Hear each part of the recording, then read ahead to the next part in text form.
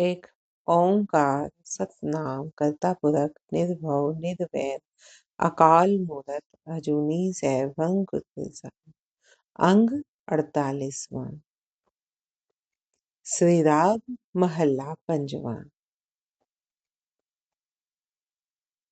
महला पंजवा मीन से गुरु अर्जन देव जी का शब्द है।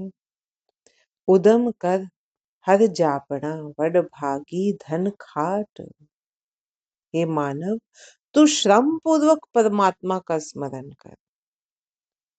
श्रम पूर्वक कौन सा श्रम? मन को रोकने का श्रम, विकारों को दूर करने का श्रम, ऊंच नीच के भेदभाव को दूर करने का श्रम, सारा जहान अपना मानकर कर्म करने का श्रम, दूसरों को शोषण ना करने का श्रम, हर कर्म ऐसा हो कि वो पर उपकार का हो गया, वो श्रम कर। तू अपने आप को शुद्ध करने का श्रम कर। सारा संसार तेरा परिवार है, ये मानने का श्रम कर। धर्म में पक्का हो, ये श्रम कर। और कोई वो मेहनत मजदूरी करने को नहीं कह रही, वो इस श्रम को कह रहे हैं। तू अपने लिए कर्म कर। कौन से कर्म? अपने मन को स्थिर करने का कर्म, समानता का भाव लाने का कर्म, ये श्रम कर। तू इनमें मेहनत कर। तू कैसे कर सकता है? कैसे मन को रोक सकता है? कैसे विकारों से मुक्त हो सकता है? ये श्रम कर। तू श्रम पूर्वक परमात्मा का सुमिरन कर और अच्छे भाग्य के फल स्वरूप नाम धन को एकत्र कर। अगर तू ऐसा श्रम कर रहा है तो तेरे भाग्य उज्जवल हो गए समझ। या तो पिछले कर्म ऐसे थे जो तू ये कर्म कर रहा है, जो ये श्रम कर रहा है।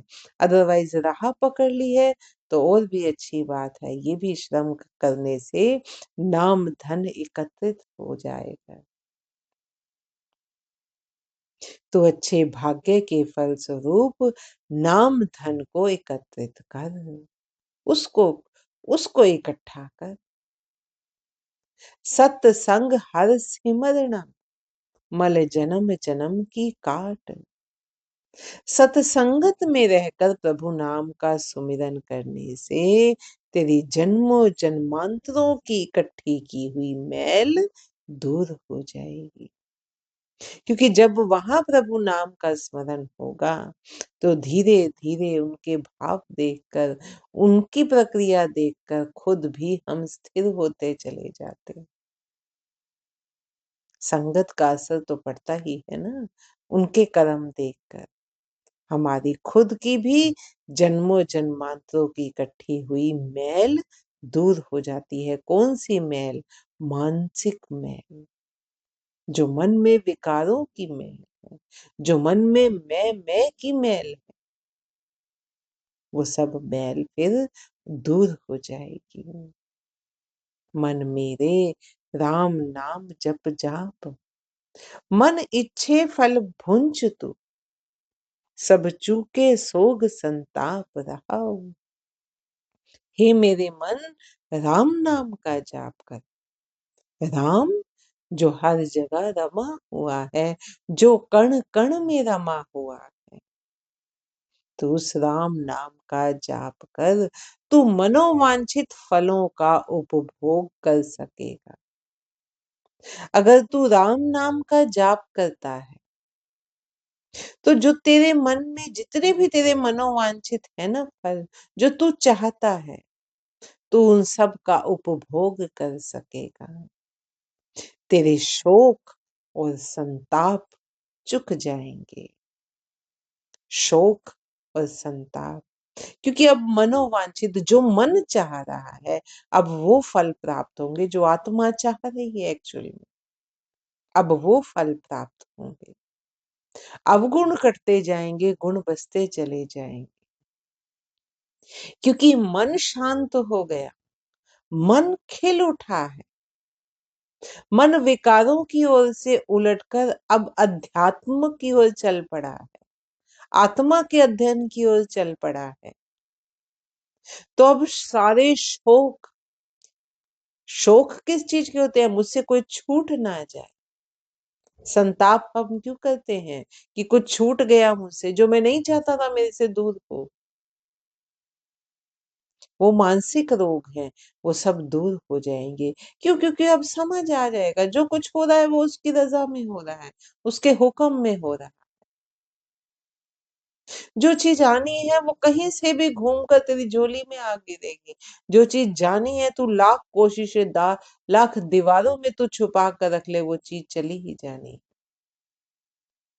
जब ये बात समझ आ गई तो सारे शोक और सारे संताप खत्म हो जाते हैं। तेरे शोक और संताप चुक जाएंगे। रहाओ जिस कारण तन धारया, सो प्रभ डिठा नाल। जल थल महियल पूरिया, प्रभ आपनी नदन निहाल। जिस उद्देश्य के लिए तूने ये शरीर धारण किया है, जो तेरा स्वार्थ है,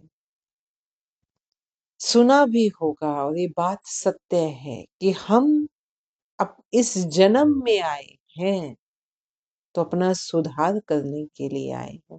हमने खुद ने ही ये जन्म अपना सिलेक्ट किया है। अपने चारों तरफ की जो हमारा एनवायरनमेंट है, कि जो परिवार है, वो हमने ही तय किया अपने कर्मों के अनुसार। क्योंकि मृत्यु के पश्चात हम प्योरिटी में आ गए, अपना अच्छा बुरा सब दिख रहा है, अब पछतावा भी हो रहा है। फिर हम उसको, उन कर्मों को बैलेंस करने के लिए अपने आप हम इस जगह आते हैं जिस जगह हमने जन्म लिया है। ताकि हम, उद्देश्य क्या है? ताकि हम वो कर्मों का जो बैलेंस है ना, उसको हम बैलेंस करके हम आगे बढ़ सके। जो गलतियां हमने पहले की हैं अब ना करें। सब कुछ छोड़कर, अपने भ्रमों को हटाकर, संशयों को मिटाकर प्रभु की ओर गति कर सके, विकारों से मुक्त हो सके। हमारा इस जीवन में आने का स्वार्थ, उद्देश्य यही है। जिस उद्देश्य के लिए तूने ये शरीर धारण किया है, वह प्रभु तुझे इसी में अपने साथ ही दिखाई पड़ जाएगा। जब उन उद्देश्यों की ओर तू चलेगा तो प्रभु तुझे अपने साथ ही दिखाई देने लगेगा। तो प्रभु को अपने अंदर ही पहचान लेगा, अपने अंदर पहचानेगा तो कण कण में भी पहचानने लग जाएगा। जल, स्थल, आकाश, धरती, सर्वत्र वह प्रभु व्याप्त है। जल थल महियल पूरया, प्रभ आपनी नदर नेहा।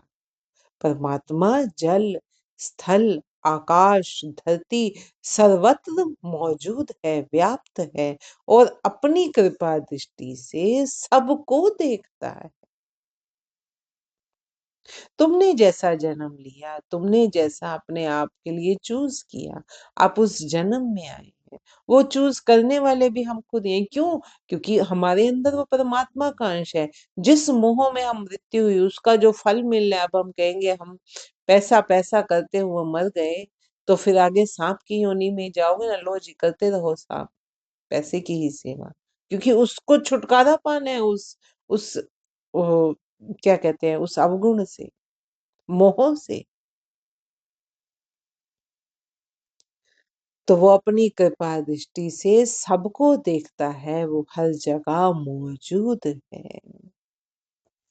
मन तन निर्मल होया, लागी साच प्रीत। उससे सच्ची प्रीति हो जाने पर मन तन निर्मल हो जाता है। मन भी और तन भी। पहले मन निर्मल होगा, निर्मल, मैल रहित होगा। विकारों की मैल रहित होगा। जब अंदर कोई विकार नहीं तो शारीरिक कष्ट, शारीरिक रोग भी फिर नहीं हो। आप सोच कर देखना, हमें जितने भी रोग लगते हैं, एक चमड़ी के रोग को कह दो कि बाहर से इन्फेक्शन हुआ, हम उसका लिए नहीं हम बात कर सकते, क्योंकि वो तो बाहरी किसी कारण से हमारा इन्फेक्शन हुआ और हम बीमार हो गए। अदरवाइज जितने भी रोग हैं वो मन से जुड़े हुए हैं। बीपी देख लो, हार्ट अटैक देख लो, डायबिटीज देख लो, अंदर के जितने भी रोग हैं वो मन से जुड़े हुए हैं। अगर मन स्वस्थ है तो तन स्वस्थ है, फिर अपने आप हीलिंग भी होती है अंदर, अपने आप ही सब कुछ होता है। अगर मन ही रोगी है, अंदर से शरीर कमजोर है, तो बाहर से क्या वो अपनी आपकी प्रोटेक्शन कर सकता है? नहीं कर सकता।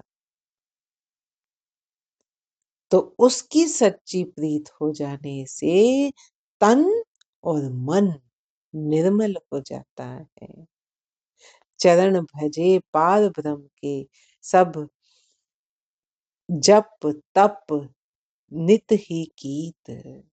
चरण भजे पार ब्रह्म के, सब जप तप तिन ही कीत।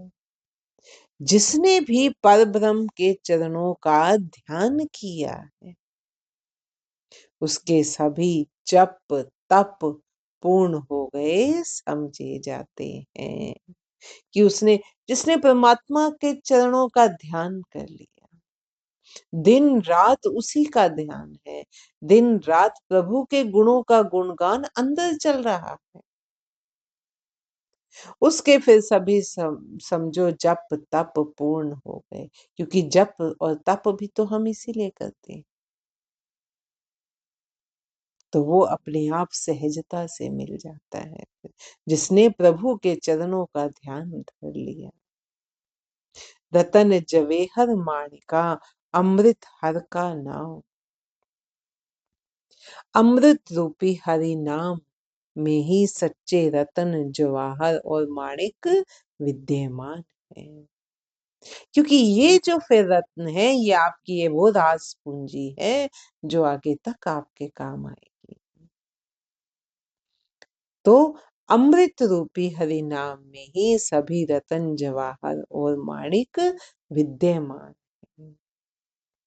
अमृत जो प्रभु का नाम अमर करने वाला। सुख सहज आनंद रस, जन नानक हर गुण गाओ। हे दास नानक, हरि गुण गायन करने से सभी सुख आनंद रस आदि सहज भाव से ही प्राप्त हो जाते हैं। सहजता से धीरे धीरे अपने आप ही प्राप्त हो जाते हैं। सुख सहज आनंद रस, जन नानक हर गुण गाओ।